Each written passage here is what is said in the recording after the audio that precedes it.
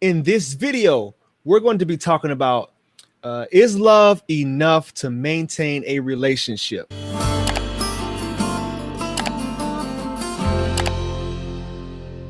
Talking to one of my guys, my brother from another mother, over in Dubai, really good friend of mine, really close guy.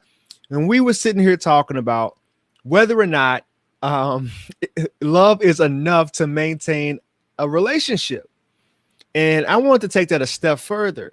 Is love enough to maintain a healthy relationship? So I ran a test run of this topic earlier today on Instagram because I wanted to see if people on Instagram were engaging with me and kind of vibing with me the way I felt like they were. And they really were. They really showed me a little bit of love, and they gave me some good insight on what I already knew to be truth, what I consider to be my truth.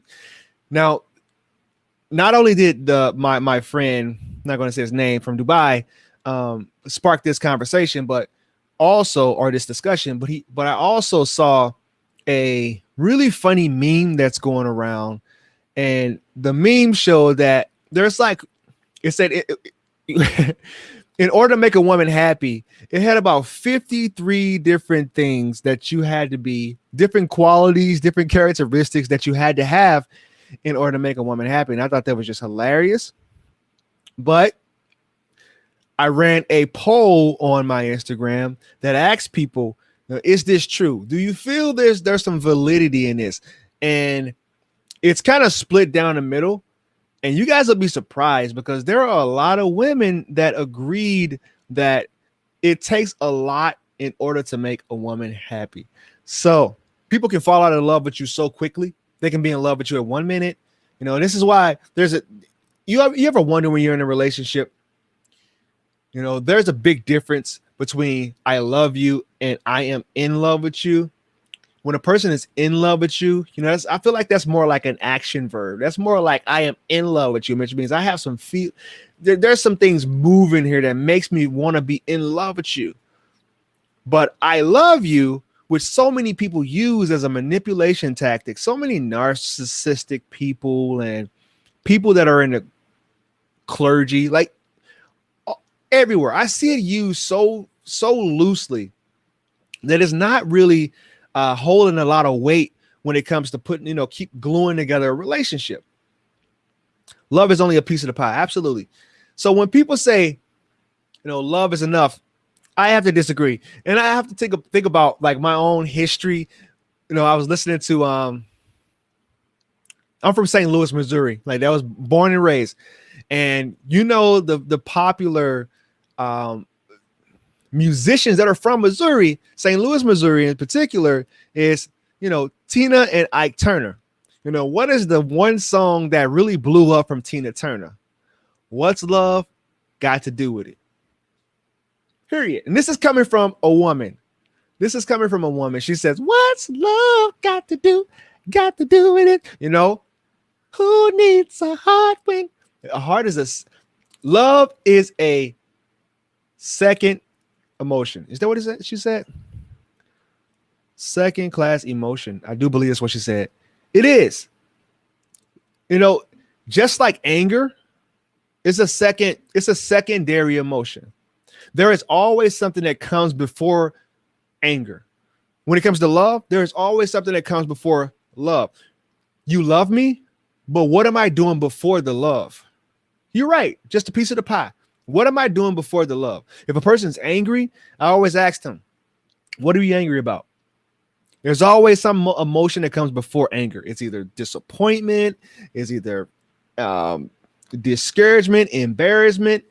There's always something that comes before that. So when it comes to love, what needs to happen before the love happens? Something. There's got to be some kind of underlying action, I guess, that's going to equate to that feeling of love.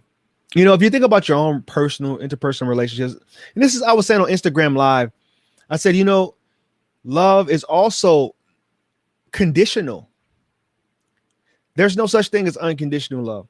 There's always something that has to come before it before you can actually love that person. And I was thinking about when I was in college, me and my roommate, he was the quarterback on my team, and it was kind of cool because I was a wide receiver, he was a quarterback.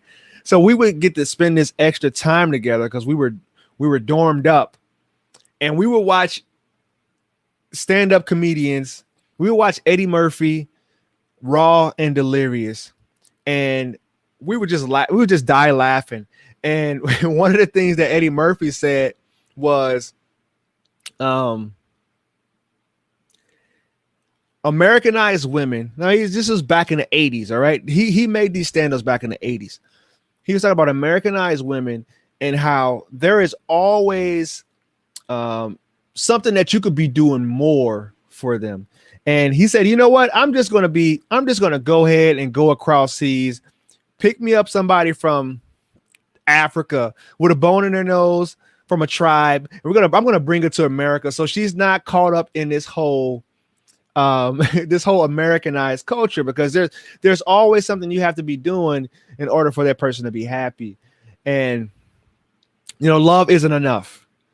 He said, you know what's going to happen though, when I get her over here, she's going to go to the hair salon, and the salon's going to be like, girl, what are you doing? You're being caged up in that house. You know what you could be doing? You could be, if you're not happy, you can go ahead and take half his stuff, girl. Did you know that? You can go take half of his stuff. Anything that he owns, you can take half of that. And she's like, so she gets empowered, and Eddie said, I come home from Pretoria, I come in the house, and she's like, Eddie, I want to talk to you. I'm an American woman now. I want half of your stuff. And he's like, when I met you, you were naked with a bone in your nose, and now you want half of my stuff. It's like, I'm an American woman now. Like, wow, that's so funny. And on that same stand-up, he talked about not only Tina Turner made a song like that, Janet Jackson made a song like that too. Janet Jackson is she made a song called What Have You Done For Me Lately? The song, What Have You Done For Me Lately? Dun, dun, dun, dun, ooh, yeah, like it's so funny, because men, what we do is we think that we're winning. We think that we are doing everything possible to please the woman, but it's never enough. There's always going to be more that they want. And on that stand-up, he was saying, well, I just bought you so-and-so, so-and-so. What have you done for me lately? I just bought you a new car. What have you done for me lately? I don't know. Exactly. I'm not happy. I want out of this. So you're going to always have to be doing more as a man. If you guys agree with this, if you guys even have if you don't agree, if you agree, put a 1. If you disagree, if you agree, put a 1. If you disagree, put a 2. Put a 2 in the chat. A second-hand emotion. Thank you, Simone. But a second-hand emotion. You always have to be doing something before in order to get the love. Thank you, guys. If you found this video of any value, please like, comment, and share. Reach out to me on my other social media accounts. Twitter is Coach Court 2. Twitter, Instagram, Facebook is I am Coach Court. Thank you, guys. Hey, if you want somebody that said they're buying the book, thank you so very much. The book is also on Audible. If you want to hear it's actually a free version. If you sign up for the trial of Audible, it's actually like really cheap. It's not expensive at all. It's 30 minutes. I actually narrate the book myself. So if you want to hear my voice more, go check out the book on Audible. Fruitful Seeds. I'll include that in the link below. Thank you, guys. I love you guys. Namaste.